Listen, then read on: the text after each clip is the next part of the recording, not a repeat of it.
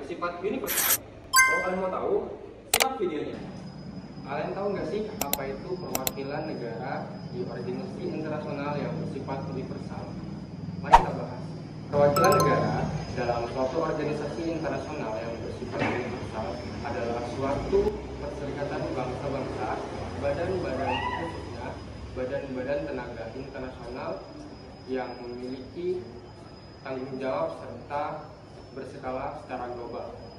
Perwakilan negara di organisasi internasional yang bersifat universal adalah wakil resmi dalam suatu negara yang bertugaskan untuk sebagai perwakilan dalam suatu negaranya untuk kepentingan nasionalnya yang bersifat internasional, yang berskala secara global serta internasional, seperti UNESCO, Perserikatan Bangsa-Bangsa atau PBB, serta World Health Organization atau WHO, serta organisasi-organisasi internasional lainnya yang berskala global atau berskala besar. Nah, perwakilan negara di organisasi internasional yang bersifat universal adalah, yang kita ketahui bahwa perwakilan negara yaitu adalah hubungan antar negara-negara dengan hubungan antar organisasi yang internasional yang berskala global, yang keanggotaannya secara global, tanggung jawab atau segala macam-macamnya, dan memiliki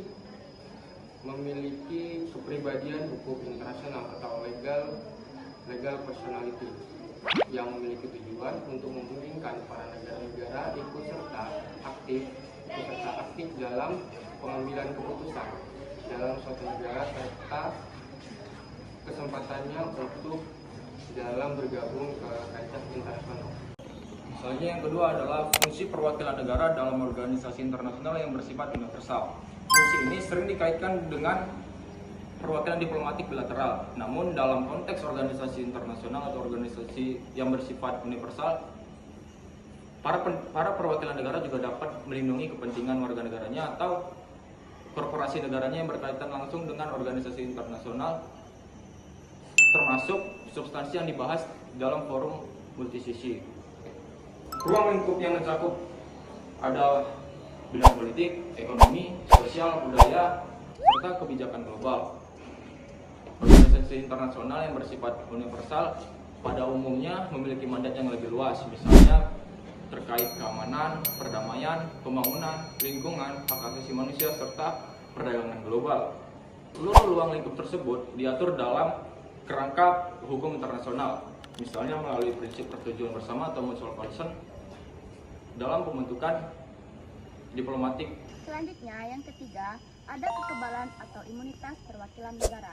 Perwakilan negara pada organisasi internasional yang bersifat universal seperti Perserikatan Bangsa-Bangsa atau PBB memiliki status hukum dan kekebalan untuk menjamin pelaksanaan fungsi diplomatiknya secara efektif. Kekebalan ini bersifat fungsional, bukan absolut, dan bertujuan untuk menjaga independensi perwakilan negara dalam menyelesaikan fungsi diplomatiknya tanpa intervensi yurisdiksi negara tuan rumah. Namun, pelaksanaan kekebalan tetap harus memperhatikan fungsi akuntabilitas dan penghormatan negara nasional. Pemberian hak istimewa dan kekebalan ini tidak dimaksudkan dengan keistimewaan pribadi, melainkan sebagai sarana untuk memastikan fungsi diplomatiknya yang tanpa hambatan dari yurisdiksi negara tuan rumah. Prinsip ini didasarkan pada asas fungsional necessity, bahwa kekebalan diberikan sejauh diperlukan untuk melakukan fungsi resmi. Organisasi internasional atau OI universal saat ini menghadapi tantangan yang lebih kompleks dan berlapis. Dua isu kontemporer utama yang menyoroti ketidaksetaraan dan kebutuhan reformasi tata global. Yang pertama, kehadiran dan partisipasi negara kecil atau berkembang. Negara kecil atau small states dan negara berkembang atau developing country memiliki hambatan struktural yang signifikan saat mereka berpartisipasi dalam OI, meskipun mereka adalah anggota mayoritas. Yang kedua adalah akuntabilitas dan etika.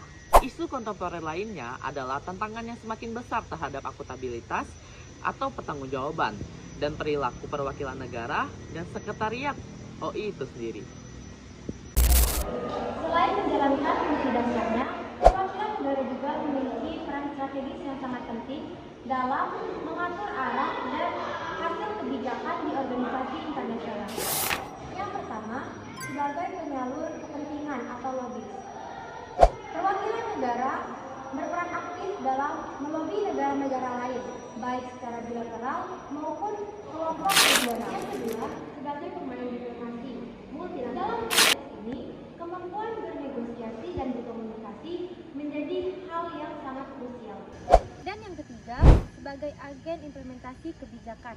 Perwakilan negara tidak hanya berhenti pada tahap perumusan kebijakan, tetapi juga ikut memantau dan memfasilitasi penerapan hasil keputusan organisasi internasional di tingkat nasional.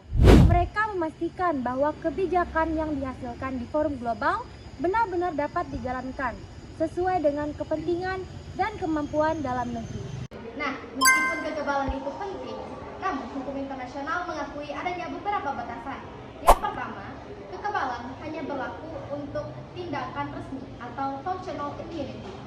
Nah, tindakan yang terkait atau kecuali dari fungsi tersebut, misalnya hanya untuk kepentingan pribadi maupun kepentingan komersial, maka kekebalan dapat dicabut.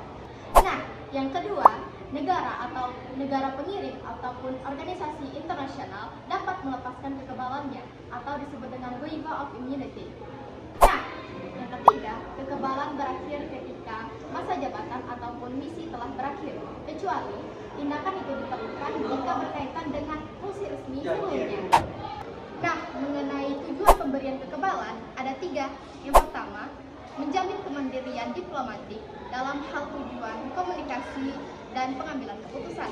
Nah, yang kedua, yakni menjaga kesetaraan antara anggota organisasi internasional.